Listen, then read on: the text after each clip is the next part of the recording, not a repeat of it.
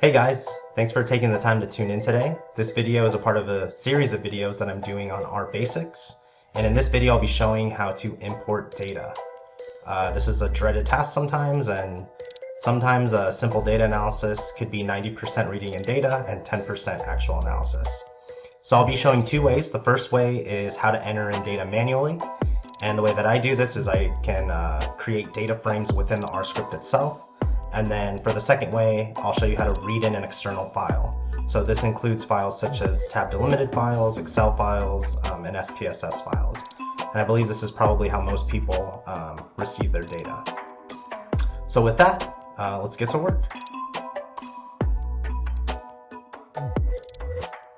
Okay, so what I have here is I've opened up RStudio on my computer, and what I'm using is a Windows or a PC. So if you're using a Mac, some of the things that I say may be a little bit different. I'll try to remember to mention those differences as I run into them. So here I've opened up an R script titled Importing Data. I'll make this available for download by putting the Dropbox link in the video description. All right, so the first way we're going to import data is to enter it in manually. So we'll do this by first creating our variables. And the way that I do that is I'll have this variable here that I'll create called x, and then another one called y. And then we have our assignment operator here, which is the arrow. That could be an equal sign, whatever you want. And then to create my variable, I'm going to use the concatenate function, which is a C with the parentheses. In between the open and closed parentheses, I'm going to go ahead and type in my list here, separated by commas. So each entry should be separated by a comma. So here I have 5, 44, 27, 29, and so on and so forth for X. And then I have 40, 20, 36, 14, and so on and so forth for Y. So I'm going to go ahead and run these lines one by one. And how I do that personally is I just press Control Enter on my keyboard. Again, that might be a little bit different if you are using a Mac. So I'll run this line first, and then line 7. And then here we can see that I now have X, which is a number.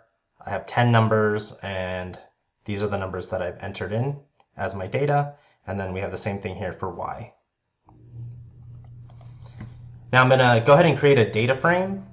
This is usually what I work with when I'm analyzing data in R. So I'm going to call this data frame data1. Again, I have my assignment operator, and then I will create a data frame using the data.frame function. And within that, I will enter in the objects that I want to include in my data frame. So in this case, I'd like to include the X variable and the Y variable that I just created. And again, make sure to separate all the entries with a comma.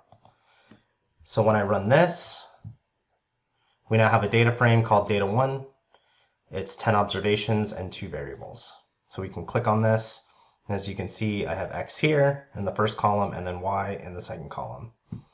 So everything looks good. And then I'll do a couple example computations here. So first I'll do the mean for X using the mean function, and then I will specify what data frame, which is data1, and then this $sign will indicate what variable I want to compute the mean of, and in this case I'd like the mean of X. And then here in our console we get the output, which is 25.7. Similarly, I'll do the same thing to get the standard deviation using the ST function, and that's 14.26 with rounding. Next, I'll do the mean of Y. So again, I'll specify the data frame or the data set, which is data1. And then this $sign here is to indicate which variable I'd like to compute the mean of. And in this case, I want the mean of Y. So the mean of Y is 32.1. And then again, I'm going to compute the standard deviation of Y with the SD function, and that comes out to 10.72. All right, so that's how I enter in data manually. Moving right along, we will start reading in data into R from an external file using file paths. Okay, so the first file is going to be a tab delimited file. Typically, these end with the extension .dat or .dat. So before we get into the syntax here for reading in this file, I'm going to show real quick how I pull my file paths.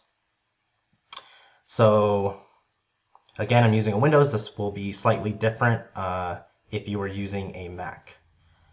Okay, so I'll just enter in here real quick, and I will copy and paste this syntax, and then I will delete the file path that I have in here for now. So remember, when we enter in the file path, we want to make sure that it goes in between these quotes, and right now I just want to show you how I pull the file path, and then we'll get into the rest of the syntax here.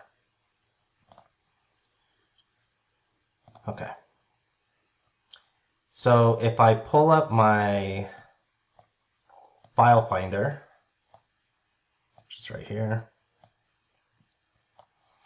I'll go ahead and click on this PC because I know that my data sets are in the C drive. So for you, just go ahead and click into whichever folder you know where the data sets are, or that you place the data sets. In this case, I know they're in this folder called R Basics, and then here are the 4 data sets that I'm going to be importing. So the way that I pull the file path is, so if I want to read in the tab delimited file, which I know is this one right here, I'll click on it, right click. Actually, so once you click on it, you'll want to hit Shift on your keyboard, then you'll right click, and then let's see, where is it? Copy as path is right here. We'll click on that. Then I can close this. And then in between the quotes, I could just go ahead and paste it. And it pastes it with the quotations by default, so you don't need the quotes there. You might get an extra set if you already have them there. All right, so just one set of quotes, and then I pasted the file path here. But you might notice that the slashes here are in the opposite direction than the slashes right here. So when you're working in a Windows, you'll have to reverse all the slashes. So I'll just highlight, and then I'll press Control F for to use the find function. And then I'll click in selection, and then I will type the slash that it currently is, which is a backslash. And then I want to replace these with forward slashes. So I'll type a forward slash up here, and then I could just hit replace all. 2 occurrences, so I only have 2 slashes, so that's good. That matches. And then now you can see that the file path matches exactly. So that's just the way that I do it personally. I found over the years of using R that that's the most efficient way when working in a Windows. The general procedure should be very, very similar in a Mac. The only big difference is that you don't have to reverse the slashes. The slashes can stay the direction that they are when you copy the file path into your R script. Okay.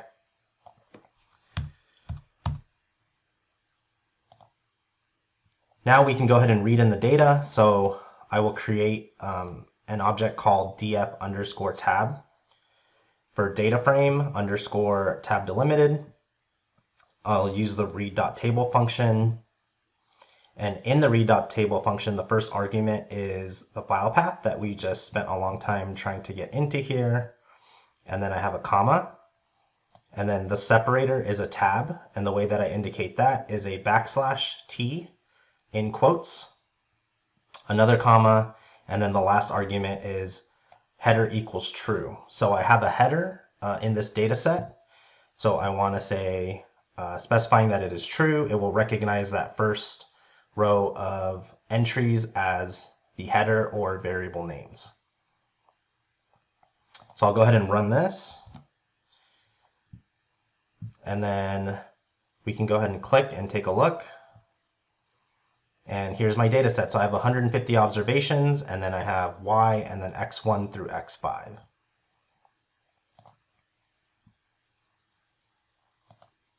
And then using the head function, it will give me the first 6 rows of the data set.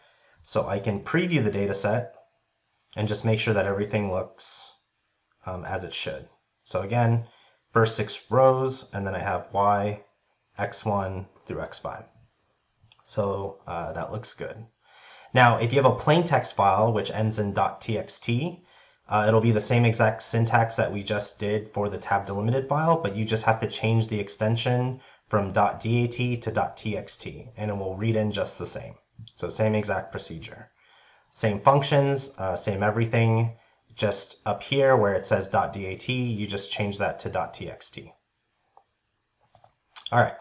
Next, we'll read in a comma separated values file, a CSV file, and that ends in .csv. I'm going to create an object called df_csv.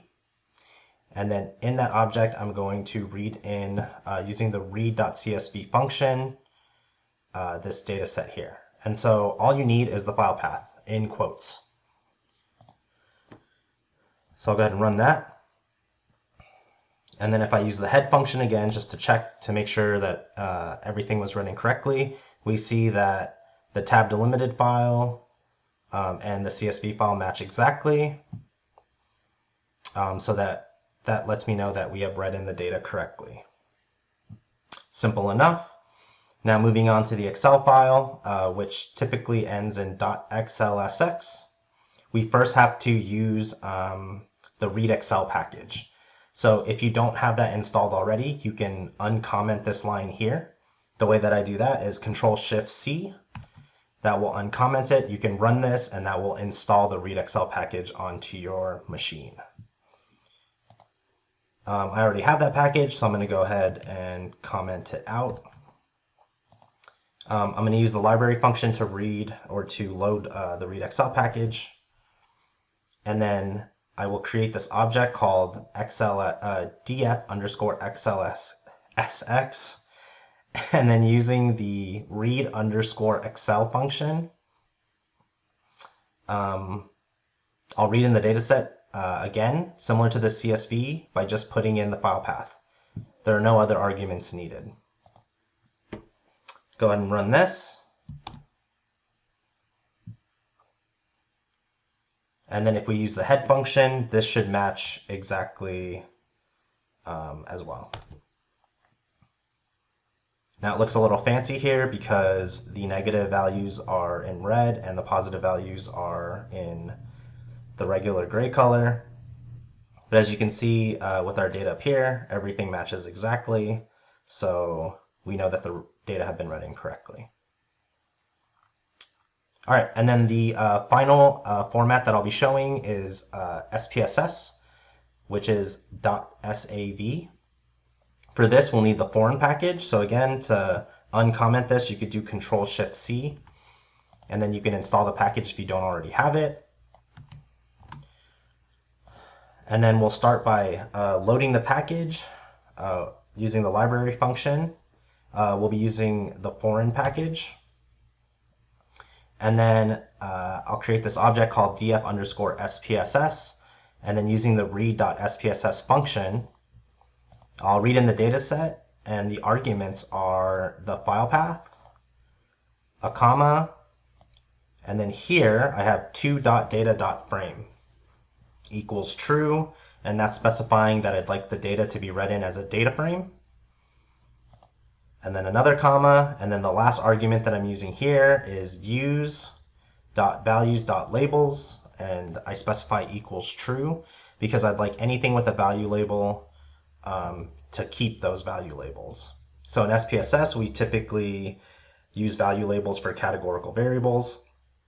So I'd like those to stay the same when I import it into R. All right, so I'll go ahead and create this object here. And then using the head function, we can preview our data set. And again, let me extend this for a second here. We can see that everything matches and that our data set has been written correctly. Okay, so just to recap, we went over how to import a tab delimited file. We did not go over how to import a plain text file, but it's exactly the same as a tab delimited file. You just want to change this to .txt. We went over how to import a comma separated values file, or CSV, an Excel file, and then finally an SPSS file. And that covers most of what I've seen people working with.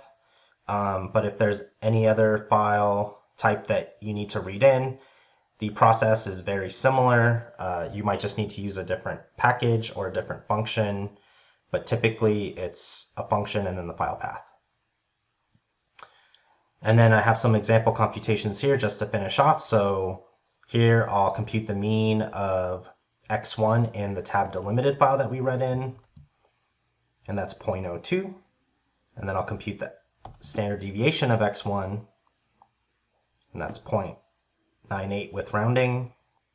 And then last, I'll compute the mean and standard deviation of y in the tab delimited data frame that we've imported, which is negative 0.07 and 0.97 with rounding. All right, and with that, that concludes this video on importing data.